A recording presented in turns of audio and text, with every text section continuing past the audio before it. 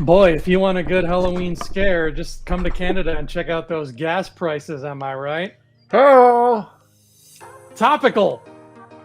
Welcome to Rebel Scum Podcast. We got a special top 5 for you today because that's what we do here. It's 5 things, and they are, in fact, the top of whatever they happen to be. And this is for you, our beautiful Patreon homies, because we love you, and we love that you love us, and that you Come support with us. me to Dathomir. Come with him to Dathomir. He's a Sith. Look at him. Look at him. He got those tattoos, and then when they were getting to his neck, he was like, you know what? I'm good now. We can stop here. Just the face.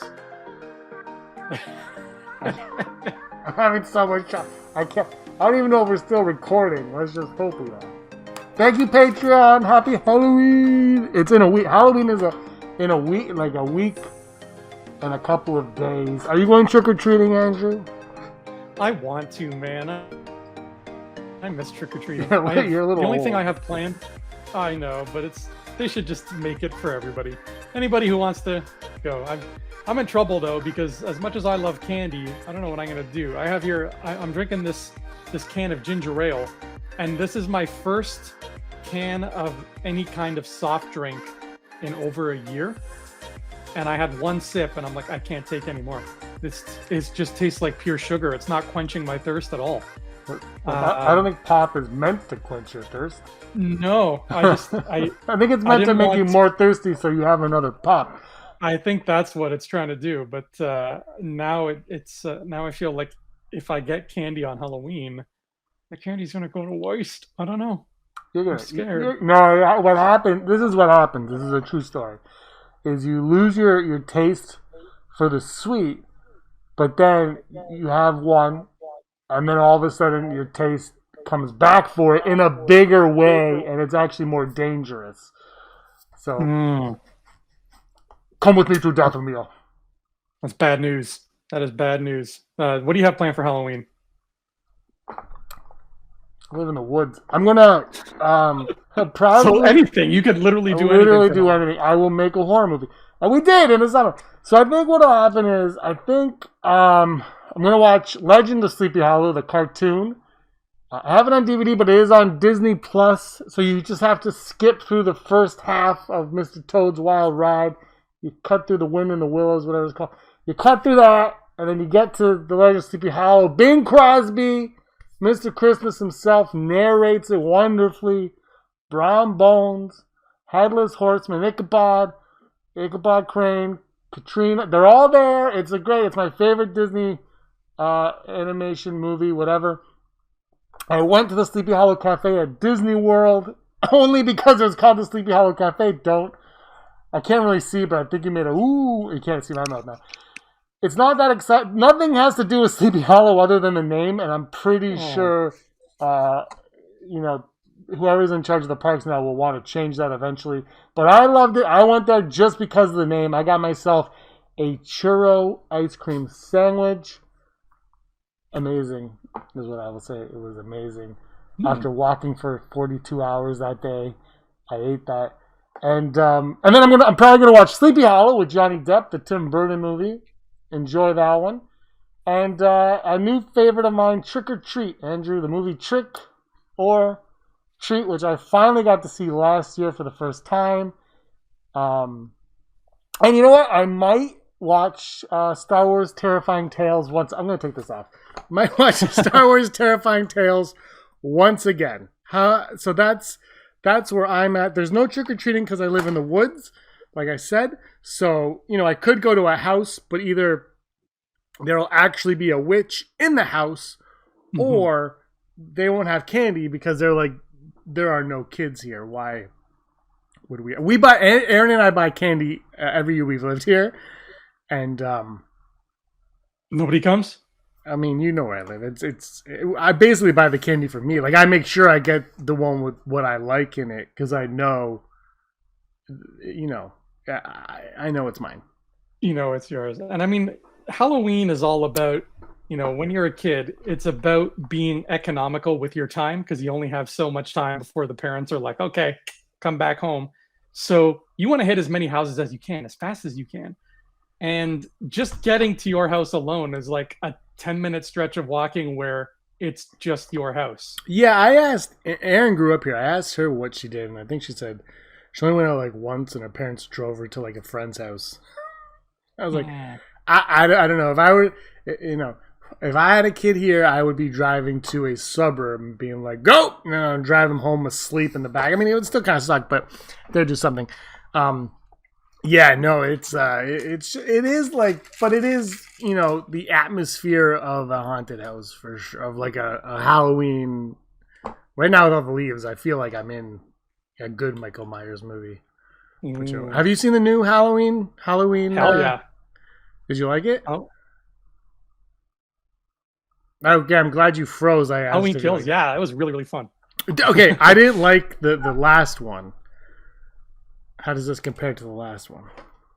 This is a lot more of the same of the last one. So if you didn't like the last one, you won't like this. Okay, this is what I didn't like about the last one. Since this is a Star Wars podcast, but it's Halloween, we'll talk about this. Everything was so forced in it. I didn't like. They're like, "Here's your mask." It's like, well, what this? And then like there's one part where the psychiatrist is in the car with like the cops, and the psychiatrist like does. And it was just like, what is happening? Like it was just, everything. Just nothing happened organically. It was just like everything happened because the plot needed it to happen, and so nothing really. I was so taken out of it because everything just felt so forced. I was like, whereas like the original Halloween, the first one is so great because it's just like, balls to the wall. Like, it's just like, there's no rhyme or reason for it. It's just like, bam, bam. And like the thing I didn't like with the Rob Zombie, I think honestly, and I don't think I've ever seen Halloween 2, the actual Halloween 2, like the original one, because I don't think them being related, and I know this one doesn't do that, but I don't think them being related works. I like the Rob Zombie ones the whole time. It's like, but like when once they're related, I feel like it took something away from. It's almost not as scary almost anymore because now there's a reason for you guys get like Michael Myers is just like crazy, maybe possessed by just a killer, right? Like. And that's like, it's like, I don't need a reason for this. I want to see, he just wants the babysitters for whatever reason that night. And so the problem with like like once they made them, although I liked, I did like H2O. But that was more like that 90s, like where horror movies weren't really horror movies anymore. They were more like, well, Scream was funny. They're kind of like, they were almost like family-friendly horror movies, like Joseph Gordon-Levitt has a hockey skate in his forehead. You're like, it's not really scary, but it's fun. And then they kind of like went like that, and then the Rob Zombie ones happened, and that was my problem with the new one from 2-3 years ago. Was everything just felt so forced that I was like, no, I just want him to be like crazy. Like he could just easily break out. Like he does in the original. Like he just kind of broke out and then, But I do want to see the new one. See it. Halloween. Don't see it if you're not into the first one because it is just more the same. But is everything forced like that though? Same night? No, not as much because the first one was about. You're right. It was, and this is by design, but it's all about getting him in a room with Laurie Strode again. Yeah, and for me, it just felt like they didn't figure out like a realistic way to get him there. They were just like, well, okay, well, that's not. I find that a lot now with a lot of movies nowadays. It's like it's like I said with the original Suicide Squad movie from 700 years ago. It feels like I was like, this movie knows what beats to hit. It's just not sure how to get there. It's like it knows it needs to have this moment and that moment and that moment, but it's like, and I mean, maybe the Ayer cut's different. I don't know, but like, that's how I felt. And I've been, it's like, all right, great. So I am looking forward to it because I like the characters in it, and when I just didn't like how forced it all felt. But this is still the same night. Like it doesn't go like the next day. It's like this is the longest night in existence. Night.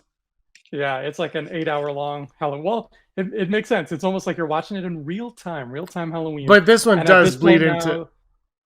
Yeah, it bleeds into what happened before and it makes it more like it's less about like the contrivances now, because he's loose, he's out there, he's loose, and it's now he's just a wandering and doing what he does best, hugging a lot of people just very, very roughly. And they bring in a lot of characters from the 1978 movie who come back, and they try to make it a little bit more political, question mark. I don't know if that's the right word for it, but it tries to have a message. Whether or not that message lands, I find different people have had different opinions on what they think of that message. I thought it was fine. But it's one thing that people are complaining about that really irks me, and I'll probably have a video coming out soon about it, is just people won't stop complaining about the fact that, oh, it doesn't have an ending, it doesn't have a satisfying ending. And I'm like, what part of middle chapter do you not do we still need to explain to some people what a trilogy is? But I haven't seen it, so I can't. But you know what? I'm of two minds of this, because if it's Lord of the Rings, I get it. But in this one, I think has made its money back. But like, there's no guarantee of that next one. That's the problem. They were shot back to back. Oh, they shot it? Yeah. Well then, screw you. I don't know. I'm totally forget. I still think that last year when it was supposed to be released, it should have come out Halloween weekend last year, Thursday, Friday, Saturday, because Saturday was Halloween. Thursday, Friday, Saturday, 3-day only in the drive-in. Yeah. I just think that would have been I think people would have made an event to go see it, whereas now it's kind of just it's not. I don't feel like there's a huge buzz for it right now. I don't know if it's just me. I think briefly when it debuted at whatever festival it was at, like Venice or whatever, people were like, oh, Halloween. And then it just like snakes on a plane where there was that excitement. And then by the time it came out, it kind of leveled off. I think it's still done fairly well at the box office, which is great. So there's excitement, but I just feel like I don't hear people talking. Like I've got a friend, Mike, who's in the horror movie with you. He's a huge fan. I haven't even heard him talk about it. I don't know if he's seen it. And he's like I've never met a bigger Halloween, like Michael Myers fan than him in my life. Like you could talk to him and like that's his thing. And he hasn't, like he was upset when I said I didn't like the first one that much.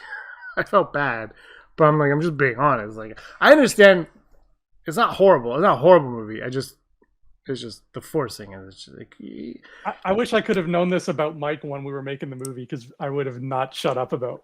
Halloween. When we have the premiere, I'm sorry, so Mike plays the very first zombie. We see this guy Mike he plays the first zombie movie, and the reason why was when I wrote it, that was in there, and then I was trying to figure out, I'm like, well, we're gonna have all these zombies, and I said I've got to ask. I told Aaron, he's been friends with Aaron for years. I said, Aaron, I got to ask Mike, because I don't know a bigger horror movie fan, specifically Halloween. And when I asked him, he was like, ah, and like put it on his calendar and made sure that his girlfriend didn't book any like baptisms that weekend. He's like, dog. He's like, so it was but he's the biggest on his Andrew. He's the big. He said something at a party. It was someone's birthday party years and years ago, probably like 8 years ago now, 7 years ago. And I barely knew him at the time. And he was talking about Halloween with somebody, and this is like August. And he was talking about it, and he said he was talking to his grandmother about Michael Myers, and she goes, "What?" She said, "Well, he's the devil. He's just pure evil." Mm-hmm. And he said that, and I was, and that has always stuck out with me on Halloween specifically now, because it's like that is the genius of Michael Myers, is he doesn't need him. There's no motive, like there's no motive. Babysitter, sure, there's no motive. He's just evil, and he's consumed by evil, and it's like, I don't know, there's something very scary about that in and of itself, that you don't need a podcaster showing him his mask. Not that I hated that scene or anything, it just it was the only way they could think of to get him back in the mask. I get it. I mean, that's fine.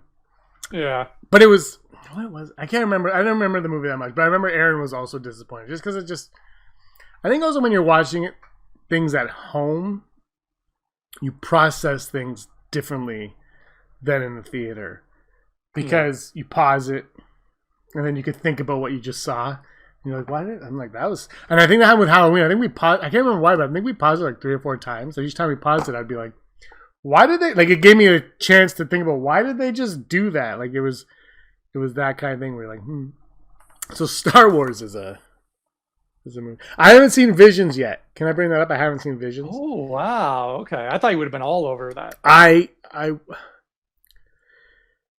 Yeah, no, some personal stuff came up, so I haven't really watched it. I wanna sit down and I wanna just like watch it and like really enjoy it. Mm-hmm. I just haven't had that chance. I watched Terrifying Tales, like I said, but I watched it over 2 days.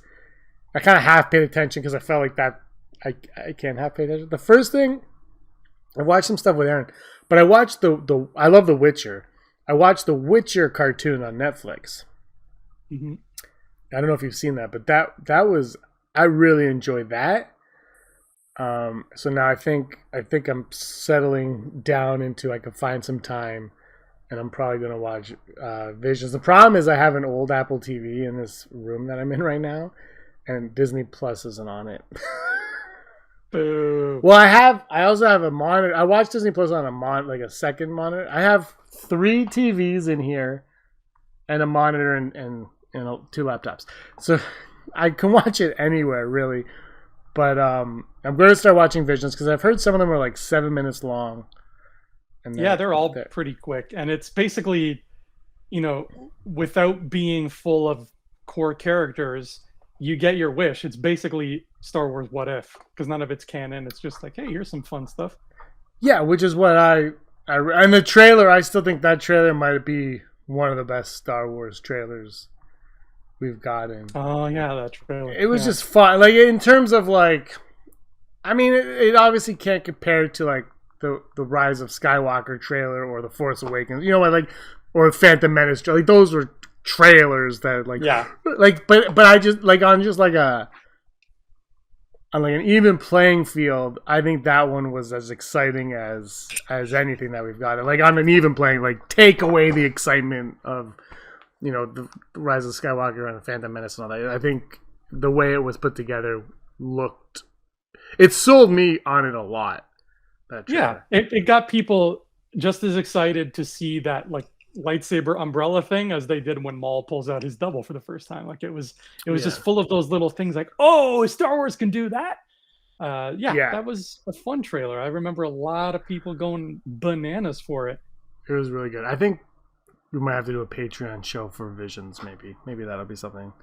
I might even do a full breakdown of Terrifying Tales. Ooh. Could you imagine? I say, well, really, what is happening? But I love the Hutt. I thought his name was Ramada the Hutt when he first said it, and I really, really laughed hard because Ramada's that's a hotel, right? So I really laughed hard, but it wasn't. It was something else Hutt. I had a good time with since we're talking about Halloween. I had a fun time with Terrifying Tales. I think Lego's kind of it was the kind of thing where when I watched it, and I'm 40, so it was like, it wasn't really.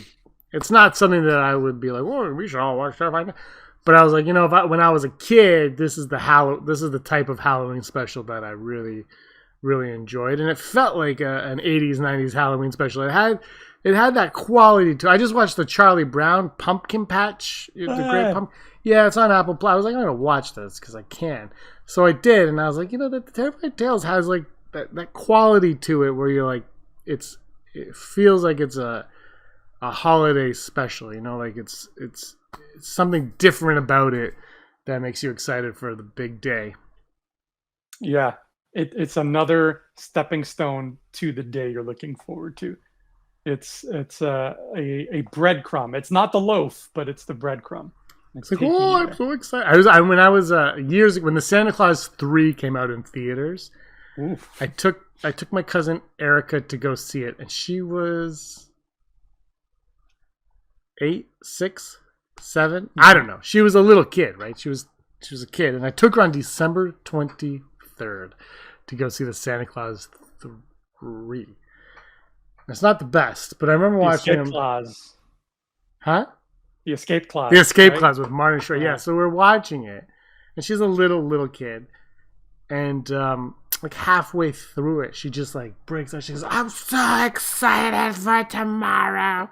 Like just like because Christmas Eve is like a big. So she just and I was like, "What is happening?" Like I was like, "Okay, sure." And also when I took my nephew to see Ninja Turtles when he was 4.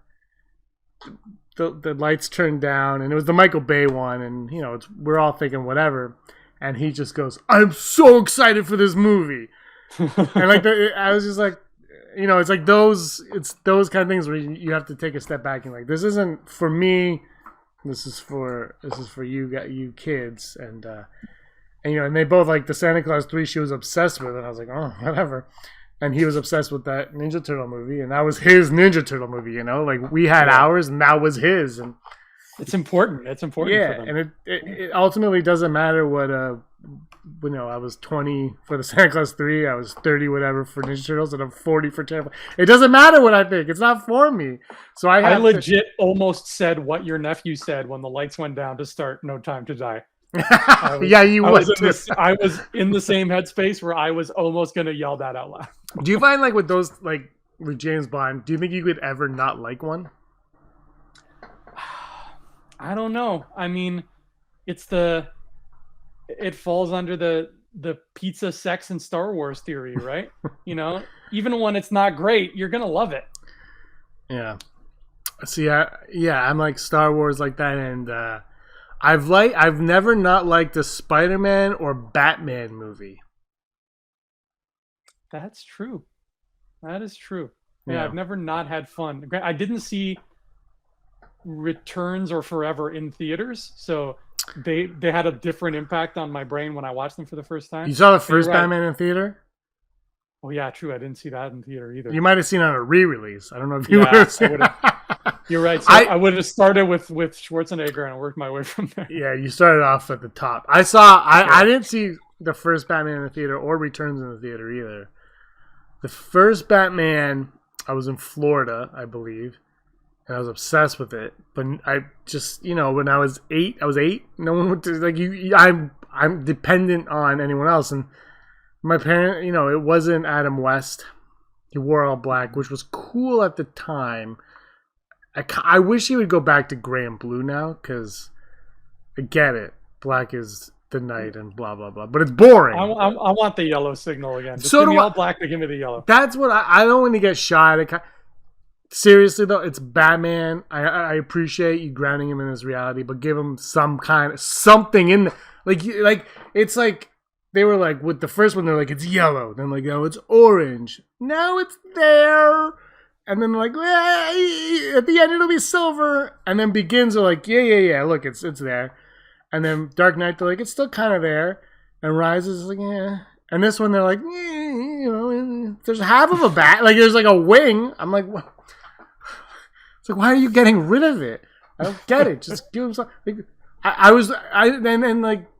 Affleck's was cool and all, and his was very specific to the Dark Knight Returns and all that, but and I like that he wore gray, like lighten him up a little bit, but like, I don't know, I just wish someone would come in like full like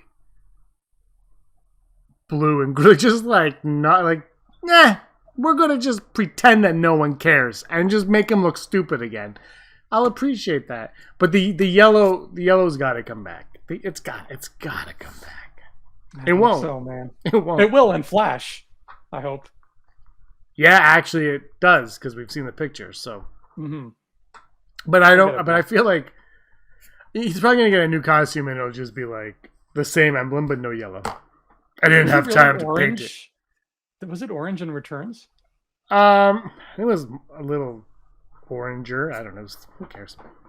I think it was the Returns had my favorite promo material because we're talking about Star Wars because it was the Batman logo in the snow, and it used to be in magazines, and it would be there, and it would have the release date, whatever that was, and it would just be the Batman signal and like snow washing over it. I thought that was just the coolest logo ever. And then Forever's was cool because it was the Riddler ? As like for the bat signal, right? With the bat signal in the middle of that. That was cool. Batman and Robin was cool too because it was Batman and Nightwing. They all kind of had cool, but Return's one of my favorite. But yeah, I didn't see one in theater till Forever. And now I've seen everyone since Forever in the theater. Every Batman movie in the theater. I saw Batman and Robin twice in the theater. Ooh, wild man. I don't care. It's Batman. I was like, when I was watching it, I was just like, yeah, it's Batman. I grew up with Adam West. I had seen worse.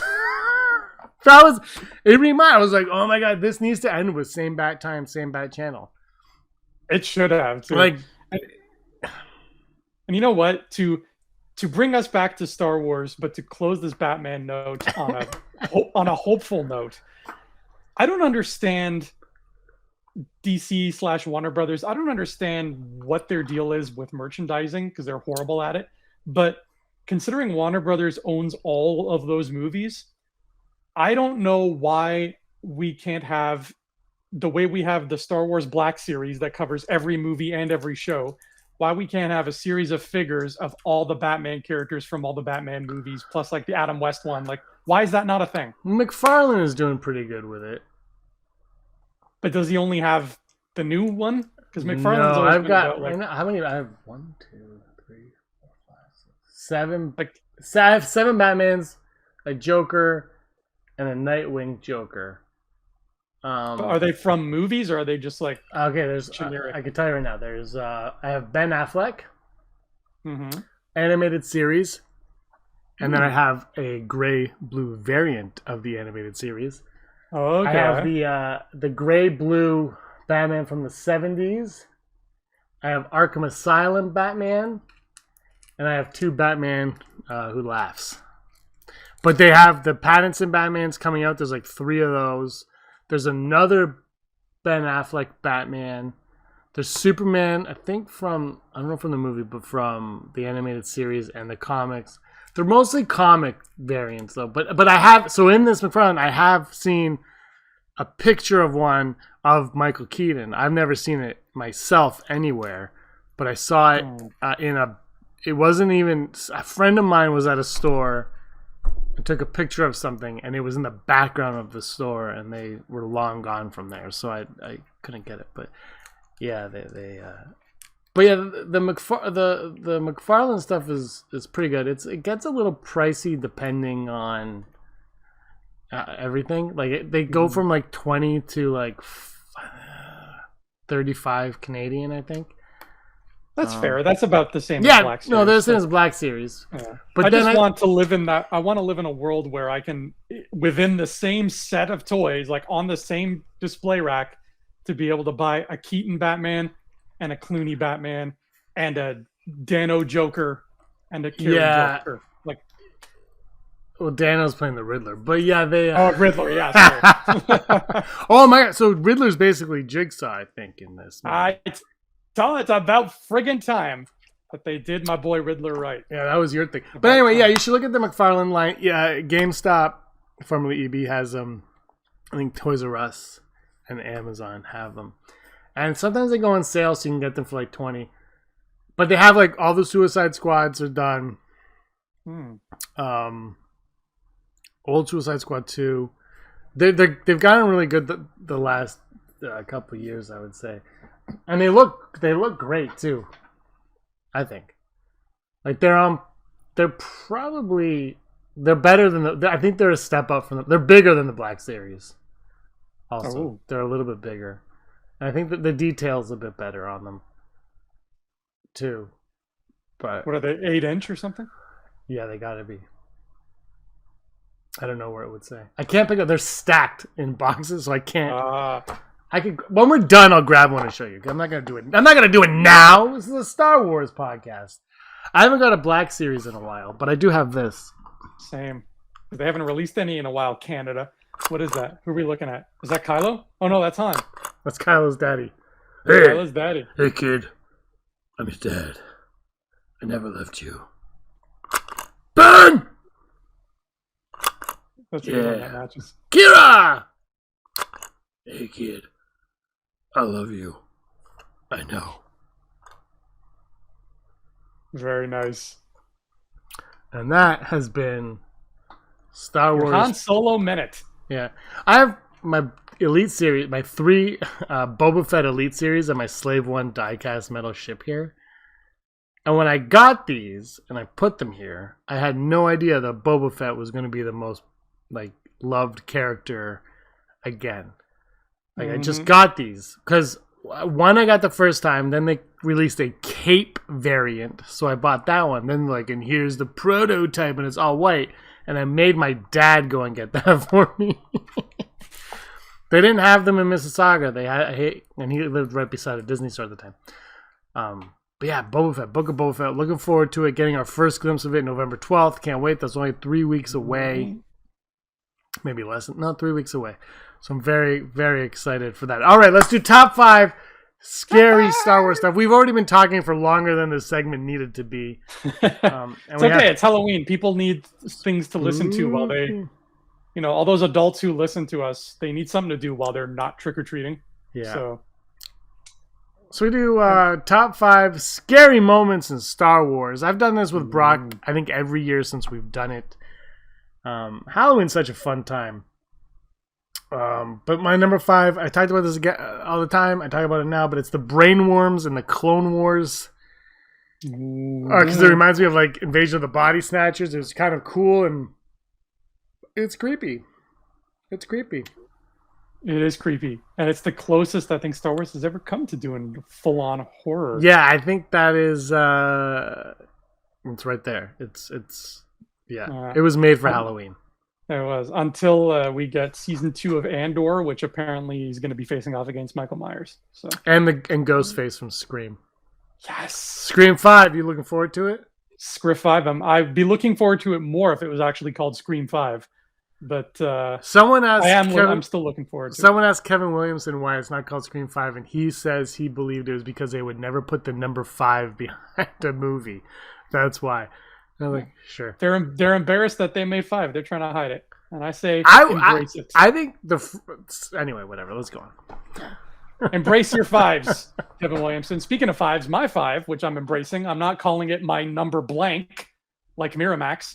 My number 5 scariest moment in Star Wars is the Mandalorian spider cave. Ooh.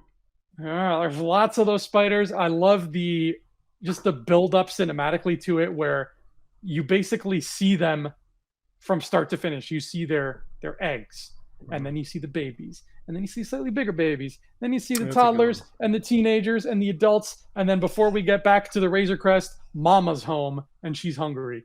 That whole cave thing, beautiful, scary. I don't have arachnophobia, but I have whatever those things are called, a phobia. I forgot about that from my list, but yeah, that's definitely up there. And that I did Invasion of the Body Snatchers, and you did Alien. So yeah, we're hitting our sci-fi horror movies. My number 4, it's not really scary, but the trash compactor in A New Hope I put in there because I'm claustrophobic. And that terrifies me. And there's the whole thing, I think, when Luke gets taken out by the snake underneath him, the Dago-Wago-Wa, whatever it's called, when that takes him out. That is, like, it's not done in a horror way, but it lends itself to horror. And I think another director in that spot might have geared it more towards the scary side of things. But George Lucas was like, this is for 12-year-old boys. So we're going to keep it fun. Well, I don't know if you're claustrophobic, but just that idea of being in a room that's closing really freaks a lot of people out. Yeah, because it's scary AF. Mm-hmm. It's not pleasant. I wouldn't want to be in any kind of room that gets smaller, Okay, even if I know it's going to stop. Yeah. I can't even breathe. All right, that's a good 4. My number 4 is from Clone Wars. It is the creepy Geonosian queen. Ooh. Who talks like this. Yeah. No, thank you. I'm not going anywhere near Geonosis. I don't care how cuddly they tried to make them in Rebels. That queen was not cuddly. No, I'm not going near her. I have a stuffed toy, a stuffed animal of that queen. I think it's very cuddly. I believed you for a minute. Where the hell did you get this toy? How have you never shown me this? By the way, this Kylo Ren looks like the kid from Stranger Things in the new Ghostbusters, right? Right? 11, wait for me. I'm in Ghostbusters. Ban it. He's from Vancouver. That Ghostbusters kid? Yeah. Yeah, good for him. Good Canadian kid taking the reins. All right. My number 3, the Minox. Ooh. That's kind of creepy, like when you're a kid, especially. It's like, again, if it wasn't for George Lucas's overseeing, maybe that would have been steered a little bit more. There's a lot of parts of Empire Strikes Back that lend itself to horror. The cave scene, which I don't have on my list. You might, so I'm not going to spoil anything. But the cave scene, definitely. Han and Carbonite's kind of free. Like the red, it's very red. Like there's a lot. Like it goes dark. It definitely goes dark. I will say this about the Minox. Like, Leia is a very brave person. We see her go through all kinds of stuff. I think the Minox popping up is the only thing in the whole trilogy that makes her go like, ah! Like she's usually pretty, she keeps a level head, but that freaked her out. Because it's scary. It's scary. She would agree. If I was to ask Leia, what's your top 5 scary moments of the universe you live in? She'd be like, that one episode of Clone Wars and the Minox. For sure. So, yeah, I think we're in agreement here. Perfect. My number 3. That was your 3, right? Yeah. My number 3 is the Night Sisters, and how they are basically like Dracula's witches who do spells. Oh, I love everything about the Night Sisters. I love Central/Eastern European horror and folk tales. I've actually been reading just to catch up for Halloween, just to get in the Halloweeny mood. I have these Penguin horror books, and I've been reading this one by Ray Russell. His short stories. No, this is Sardonicus, the inspiration for the that's Joker. Not a cat. That's it's just a man. Yeah, it's a man who can't stop smiling. But he has a story in here about Countess Elizabeth Bathory, who was a Hungarian serial killer who apparently bathed in the blood of virgins to keep herself young. And that's what the Night Sisters remind me of, is like these old European, probably based horror off of stories that you hear about.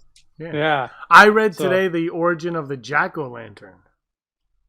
Ooh, that folktale, the Irish guy with his I don't know. I feel like that's something I would have read in the past, but when I read it, I was like, I have no recollection of this whatsoever. Like, and that's the kind of thing that usually I read.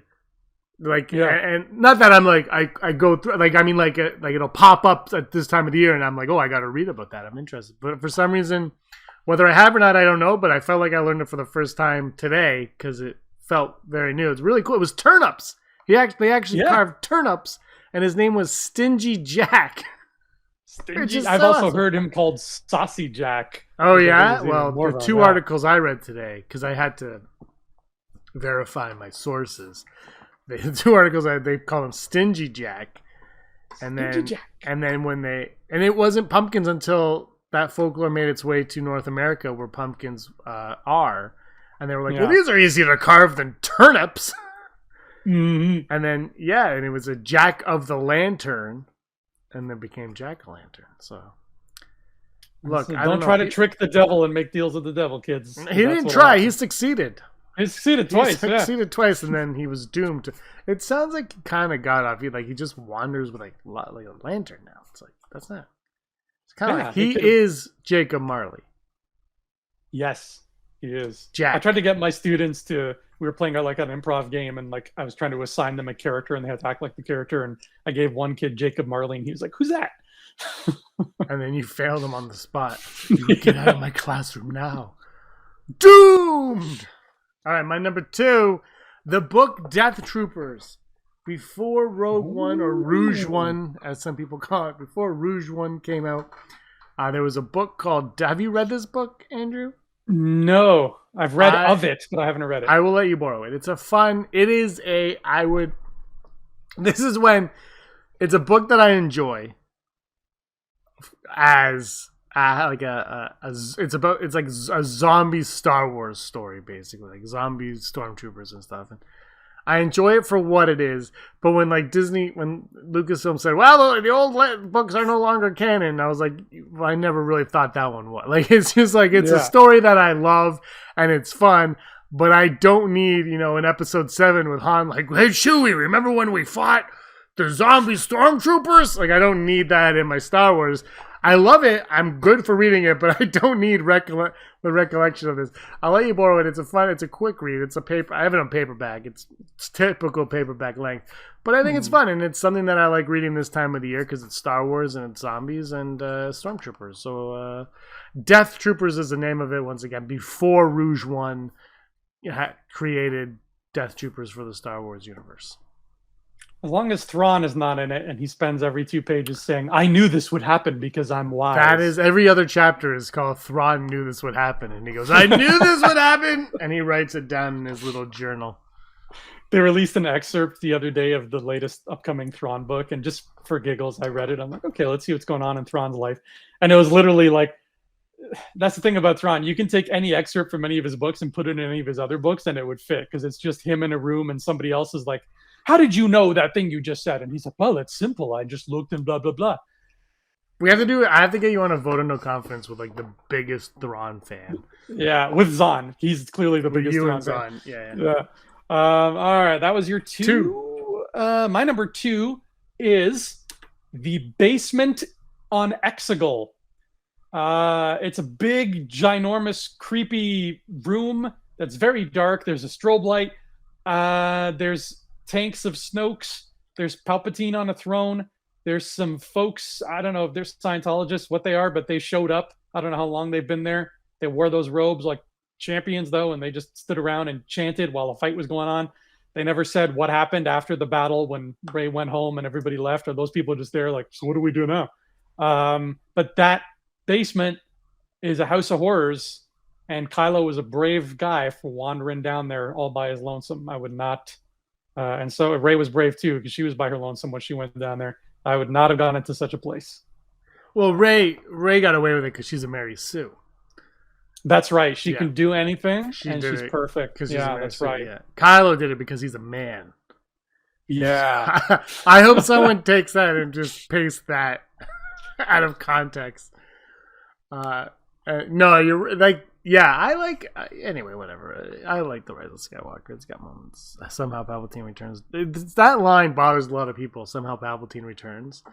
It doesn't bother me because I never think of it as like, this is their explanation for it. I think of it as, this is Poe. Like, he's like, how the hell did this happen? Like, I don't know. It's like, I'm not looking for exposition here. That's just his reaction. And I feel like that would be my reaction. Like, come on, somehow. Exactly. I mean, there's a lot of Rise of Skywalker that doesn't work for me, but that line is exactly what it needs to be, because that's how Poe is feeling.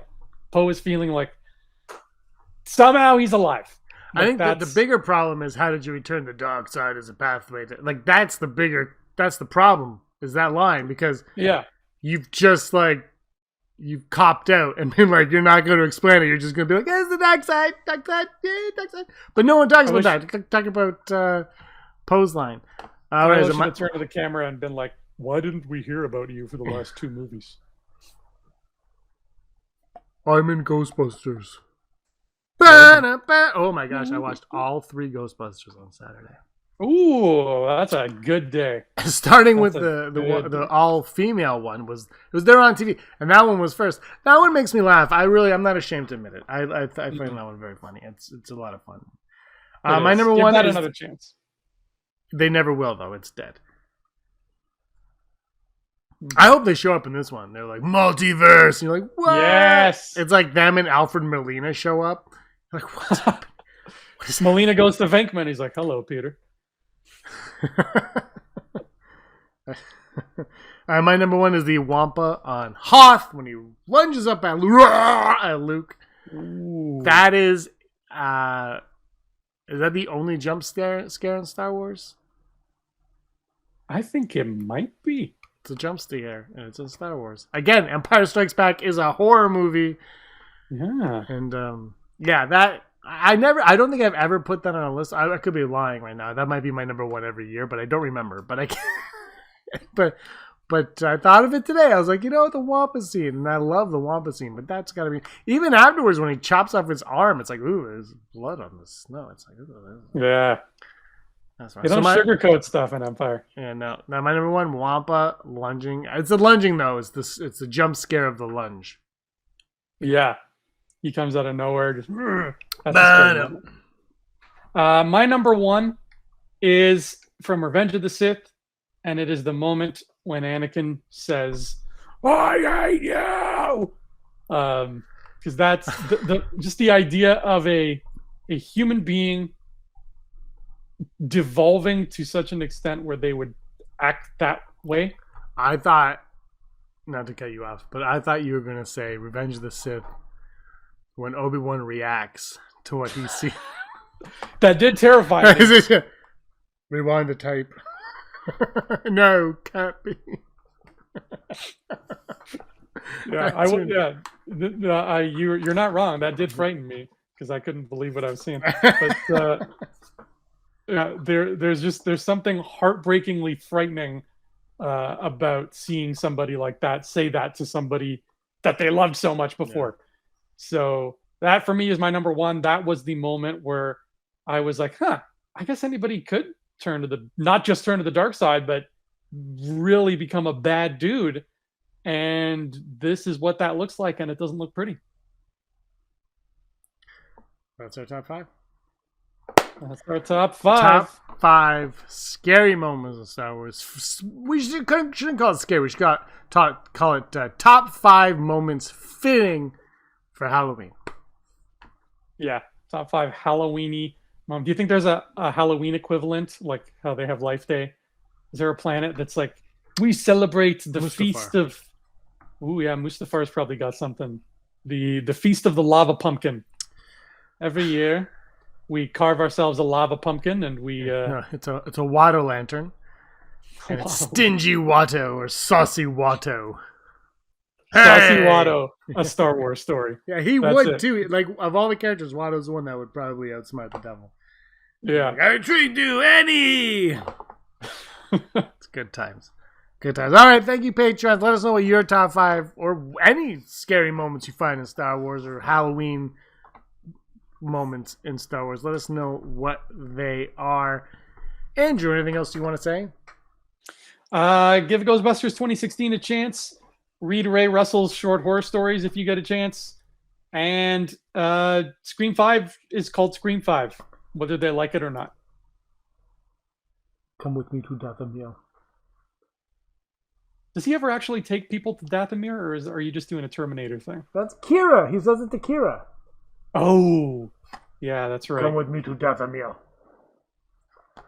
Okay, I'm Kira. And we will never speak of this again because this movie did not make enough in the box office. Screw Disney Plus shows. All right, may the force of others be with you. Always. Hey scumbags, thanks for watching. Don't forget to give us a thumbs up on our video. As always, please subscribe to our YouTube channel, Rebel Scum Podcast, for all the latest videos.